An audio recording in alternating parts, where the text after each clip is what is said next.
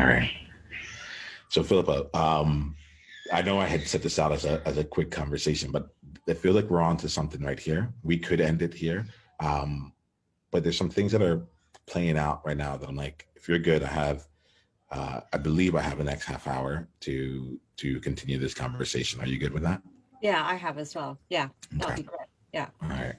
So that let's keep the space in here, and let's calibrate on some things. You know, look, in hearing some of what really struck you and what I shared, um, the the place of worthiness really like actually resonates in a different way for me here. Uh, I came to when I moved from the US, I came in on a dependence pass. I like literally on my the card in which I go around, it says dependence. I couldn't open up a bank account in my name, so on and so forth. So I know what it's like to be in a place where you're like everything is was you had your own agency around it, and then like now you're in a place where that's not the case. And you know, it's interesting. So my wife and I, like traditionally, especially in American culture, men are the breadwinners in the family, and we've gone through a period of time where that was switched. You know, and my wife's a powerhouse of a person, so like, and the way that we build our relationship completely allows for it. And there's an element of impact that change where it's like nothing's missing. We have everything that we need. We have a thriving child. We have friends out here. We're traveling all over, you know, and yet there's still questions of, do I deserve this right now? Am I bringing this? Am I making my contribution right now? And I just want to just give space to, at least from my standpoint, just to let you know that I get it. I have my own flavor of it, but I do get how like everything could be completely okay, and at the same time still feel as though something is missing. I just want to just make sure that I don't just sweep that under, because it's not a, at least for me, it wasn't an imaginary thing. Mm. Thank you. Yeah. Secondly, and this actually happened more in the recent times. One of the things that I recognize with that is actually we're making an incredible investment, and what's an investment in a future that will provide more abundance in more ways than just what we were able to get beforehand, and do in a way that like fulfillment comes along in a way that will continue to be there. For me, it's joy, right? My joy is like I can actually be joyful in everything else. Um, and in recognizing that, I also recognize that there was a part of me that was dragging things down, because I was like, I need to make this contribution right now. The contribution needs to exist now. And so there was this tug of, I'm creating impact in the world. No, I'm creating income in the world. I'm creating impact. I'm creating income. And it was almost like I look back, and it almost invariably happens. Every 3 to 6 months, I will go in with something that has the intention of being impact, and then I'll like feel the urge to throw on income on top of it, and then neither of the two really happen as I want. You know, I might get some income, but then I'm like, I'm bored. It's not the money I want. It's not going to be sustainable, so on and so forth.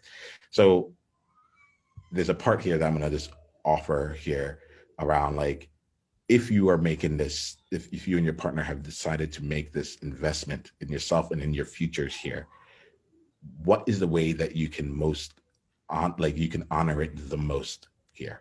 You don't need to answer it right now, but I want to give space to like was a decision here to make an investment that you come and you turn things around in a short period of time, or was there another investment or another decision that the two of you made together when you decided to go down this path?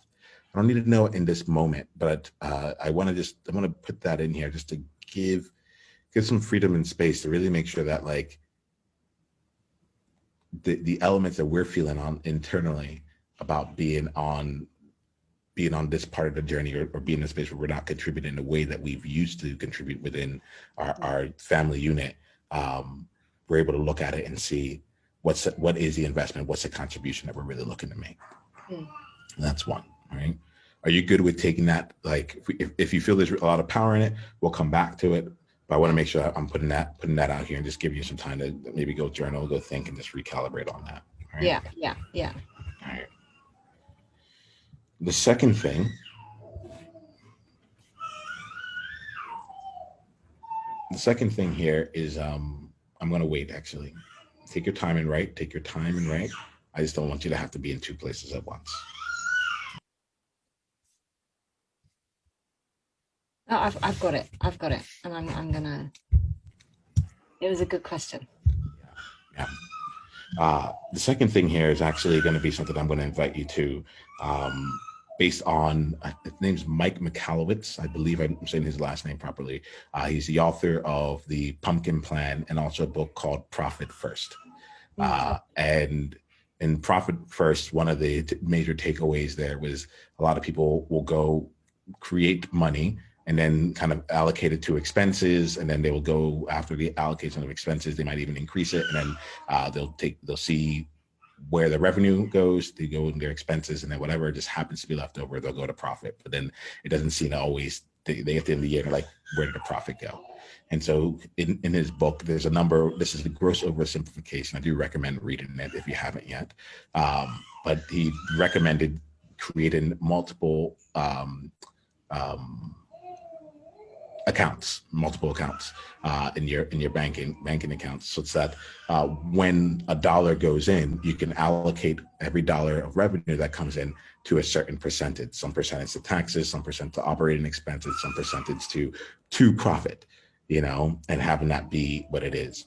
And as you were talking, there was an element of it that felt like, well, what if for you, Philippa, you started and approached this from an abundance first place, where you looked at it and you said, okay, you want to have a portfolio, you want to have savings. You've talked about these different things, but then you also talked about there isn't a number in mind.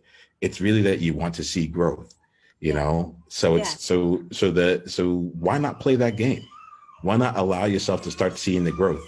Regardless of whatever dollar comes your way, it could be, just think about this, a stimulus package, it could be a refund, it could be a whatever, it could be a client, it could be whatever it is, whatever dollar that comes your way coming in, going forward, allocate it such that it's in alignment with your portfolio, and spend some time just watching the growth of that once again.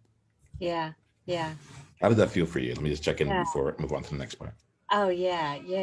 Little sort of Mr. Happy is in here definitely right now. It's like, no, it's not happy. It's peace. It's peace. Mm-hmm. Peace landed there when you said that, and I started feeling that and going, and I know how to do it. It's not a how question. That is not my problem. It's that. It's not about contributing to the house and the food. It's about seeing my portfolio starting to grow and to see that happening continuously, because the rest will look after itself.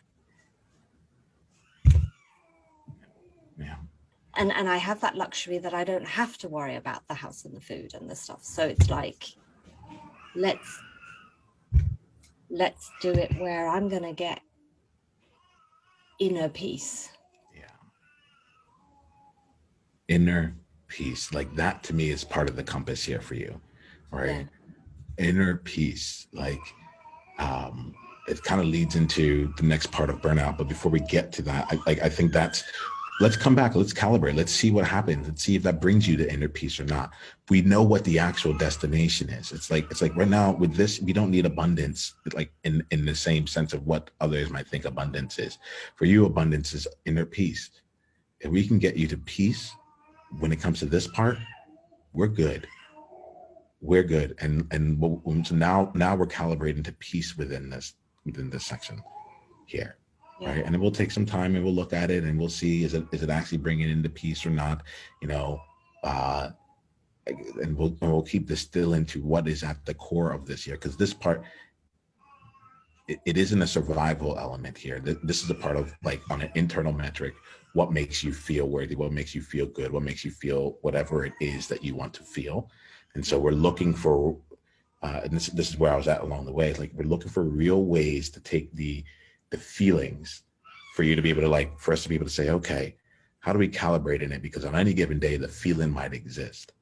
Mm. And if we can give ourselves different metrics or different ways to kind of come in and be like, the peace I feel just looking at my portfolio, seeing these accounts grow by whatever they're growing by, knowing that like every time something comes in, it's going up, It's you going know, on. I know. it's going up, that it will keep going up as things keep coming in, you know. I really Namaste. I realize as you're saying that as well. I used to love going into my accounts and looking at the numbers and looking at the different investment funds and like being so sort of, satisfied in deciding which ones I was going to sell and which ones I was then going to, move around. And, I liked having a bank manager that I would go and sit and talk to and advise about. And I enjoyed that. I really, and you know what? I've never said that in the world. It's like, I enjoyed booking an appointment at the bank and sitting down there and talking about, investment funds and shares and stocks and things like that. Yeah. So, play this here. I and if it makes sense, if it feels like it'd be fun for you, schedule that appointment, you know, and schedule that appointment. And I think the thing about it here is to enjoy the conversation for what the conversation is, not necessarily for what's in the bank right now, Yeah. because I'm not sure what's in the bank right now, but I don't think that right now we want to tie it to the actual numbers. We want to tie it to the sensation of the relative growth of playing with it and so on and so forth. So if it is genuinely enjoyable to go and have that conversation, then go do it. Put on go put on your bank best and go, schedule that in and have some fun. Yeah. Have some fun with it, right? Because in the absence, and now we're getting to the burnout part of this year too, but in the absence of peace, in the absence of having fun, right? What's left is you're draining from a tank that isn't being filled. Yeah. Yeah, exactly. Yeah. Yeah, exactly. Mm-hmm. So let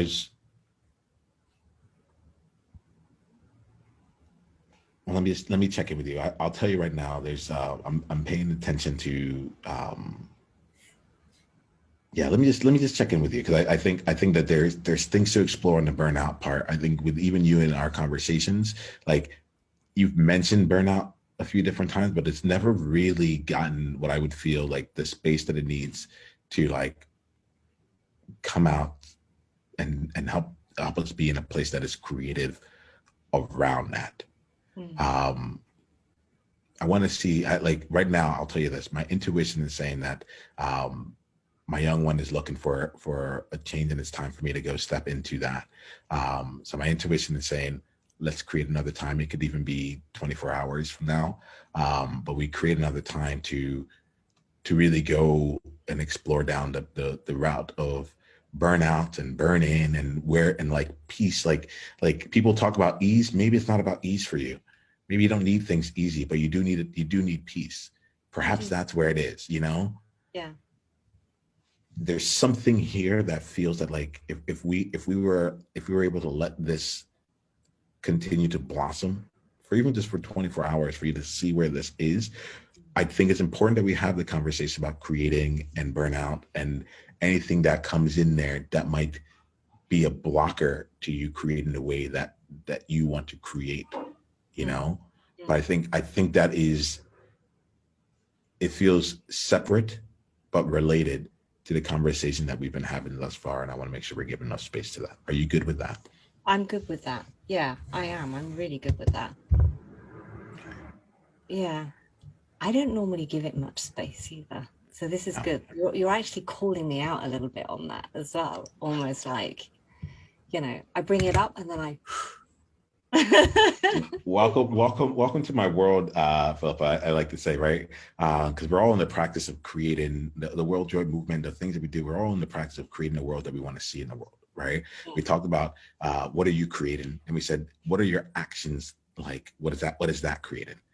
I'm creating a space where we can literally, like, we can hear each other, and like this to me is actually saying, like, when someone says being heard, like that is it. I'm listening for the things that aren't being said.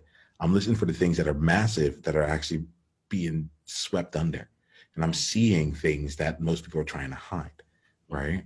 And so, yeah, I just like we have an ongoing relationship, and I've noticed that burnout comes in, and yet at the same time, it's never really been present.